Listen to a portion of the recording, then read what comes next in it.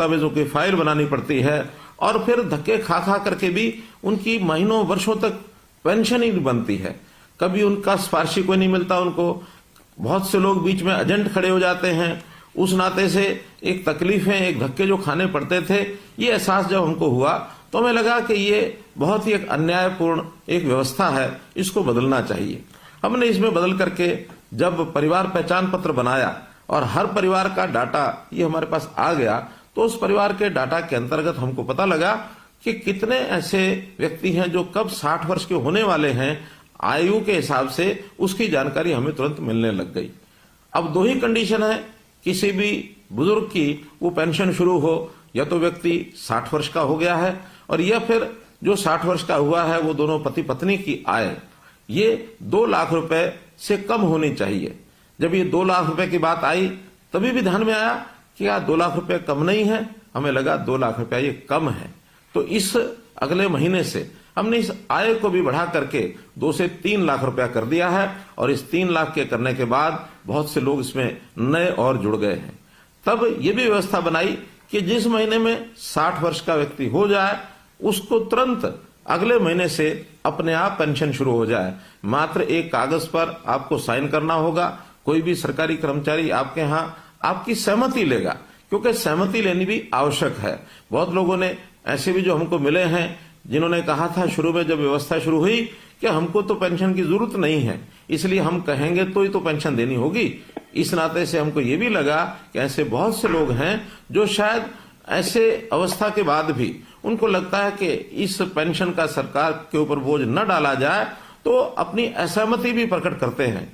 उसी में से व्यवस्था निकली कि एक बार 60 वर्ष का होते ही एक सहमति पत्र पर हस्ताक्षर जरूर लेने चाहिए। तो हमने लेने शुरू किए हैं। एक ही महीने के अंदर अंदर वो सहमति पत्र के साइन भी हम कराते हैं और उसके बाद उन लोगों से जो सहमति पत्र देते हैं अपने आप ही और ये जो पेंशन है ये जाना शुरू हो जाता है। हमने लगभग 6 महीने पहले इस व्यवस्था को शुरू किया था और इन 6 महीनों में 16,500 लोगों को और ऑटोमेटिकली अपने आप पेंशन मिली। तो ऐसे जो 16,500 लोग हैं, आज मैं उन सब 16,500 लोगों से उनके साथ टेलीफोन का संपर्क करके और ये बातचीत कर रहा हूं। निश्चित रूप से आपके मैं अनुभव भी बाद में सुनना चाहूंगा कि इस ऑटोमेटिक पेंशन बनने में कहीं आपको कोई कठिनाई तो नहीं आई है। मेरा पूरा विश्वास है कि ये कठिनाई नहीं आई होगी। अगर कोई आई भी होगी तो इसको हम तुरंत जो है दुरुस्त भी करेंगे, ठीक भी करेंगे। अब ये तो ऑटोमेटिक पेंशन बनने की बात है, लेकिन हम लोगों ने इस पेंशन को जो पहले से बनी हुई है उसमें भी लगभग 18.5 लाख परिवार जो मैंने बताए हैं उनको हम ये पेंशन दे रहे हैं। और इस पेंशन के माध्यम से मुझे ये भी ध्यान है कि आखिर तो हम परिवार वाले लोग हैं, हमारे बेटे बेटियां पोते पोतियां, हमारे सब परिवार के लोग, कभी कभी उनको सहयोग करना पड़ता है, उनको मान सम्मान करना पड़ता है, उनको कोई कहीं ना कहीं दान दक्षिणा देने की भी हमारी मन की इच्छा होती है, तब भी हम देते हैं। तो एक सुविधा ये हरियाणा के लोगों को जो मिल रही है, लगभग 2750 रुपए की जो अब योजना अप्रैल से बनी है, ये भी एक दावे के साथ मैं कह सकता हूं कि इतनी राशि केवल हरियाणा प्रदेश ही है जो ये 2750 रुपया और ये दे रहा है, और किसी प्रदेश में इस प्रकार की व्यवस्था ये ऐसी नहीं है। तो मित्रों, भाइयों बहनों, मैं तो आपको आज यही कहूंगा कि हम लोग जो ये एक लाभ सरकार से ले रहे हैं, तो इस लाभ के बदले में हम लोगों को, क्योंकि हमारी आयु भी 60 वर्ष ही हुई है, तो 60 वर्ष होने के बाद आखिर व्यक्ति का शरीर स्वस्थ रहता है, काम करने योग्य रहता है, तो हमें अपने इस आयु के पड़ाव में आकर के अपने काम के साथ साथ सामाजिक कामों में भी जाना चाहिए। ऐसे जितने भी हमारे रिटायर्ड लोग हैं, जितने ऐसे बुजुर्ग हैं या नौजवान भी हैं जो अपने आप एक स्वयं सेवक के नाते, एक वॉलंटियर के नाते काम कर सकते हैं, उनका भी एक पोर्टल बनाया है। उनको हम रजिस्ट्रेशन कराते हैं और रजिस्ट्रेशन कराने के लिए अगर अपना मन माने कि हमको आखिर कोई ना कोई समाज का काम करना चाहिए, क्योंकि जैसे मैंने कहा ये समाज है, ये हमारा परिवार है, एक छोटा परिवार जिसके अंदर हम पैदा हुए, हमारे आगे परिवार के सदस्य, बेटे बेटियां, बहन भाई, हमारे जो दोते दोतियां, पोते पोतियां और हमारी बहुएं, हमारे दामाद, एक परिवार। दूसरा परिवार ये सारा समाज, ये भी एक परिवार है। वसुधैव कुटुंबकम, ये बात हमारे ऋषि मुनियों ने भी हमेशा कही है कि अपना जो मन है ये बड़ा करना चाहिए। ऐसा कहते हैं अयम निजा प्रोवेति, यानी ये मेरा है ये तेरा है। गणना लघु चेतसाम, ये छोटे दिल के लोग करते हैं। उदार चरिता नाम तू, बड़े हृदय के लोग वही होते हैं। वसुधैव कुटुंबकम, जो पूरे विश्व को पूरे संसार को अपना परिवार मानते हैं।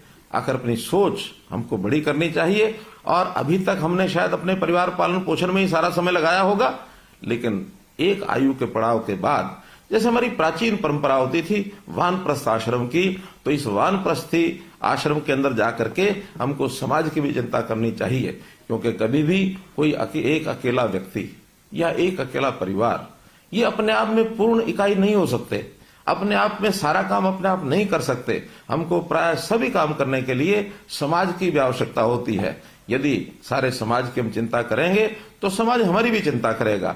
तो इसलिए वॉलंटियर बनने के लिए हमने जो पोर्टल बनाया है, उस पोर्टल के बारे में मैं बताता हूं।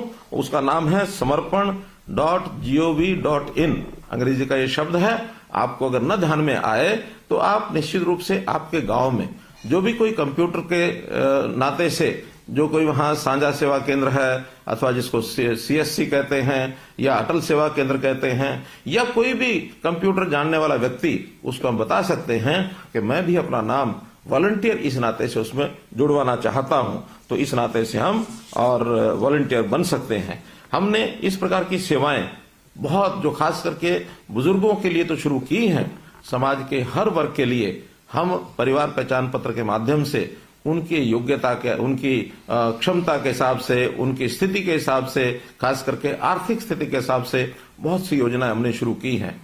हमने इस परिवार पहचान पत्र के अंदर जितने भी नागरिक हैं, अर्थात 2,87,00,000, इनको 6 भागों में बांटा है।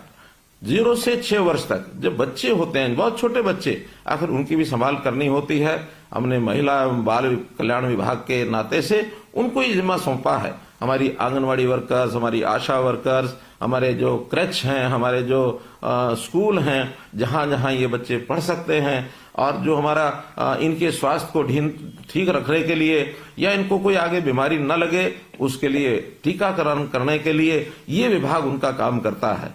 ऐसे ही 6 वर्ष से लेकर के और 16-18 वर्ष तक ये जो एक हमारे बालक परिवारों के, इनको स्कूल शिक्षा का जो विभाग है वो इनकी चिंता करता है कि ये सब बालक पढ़ने के लिए जाएं।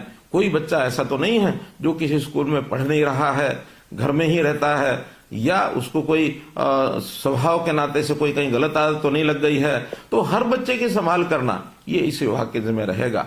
18 से लेकर के 25 वर्ष तक हमारा जो उच्चतर शिक्षा विभाग है, जो उच्चतर शिक्षा में चाहे हमारी यूनिवर्सिटीज हैं, चाहे हमारे कॉलेजेस हैं, ये जो विभाग इन 18 से 25 वर्ष वालों की चिंता करेगा। या तो पढ़ाई करेंगे या फिर अपने हुनर को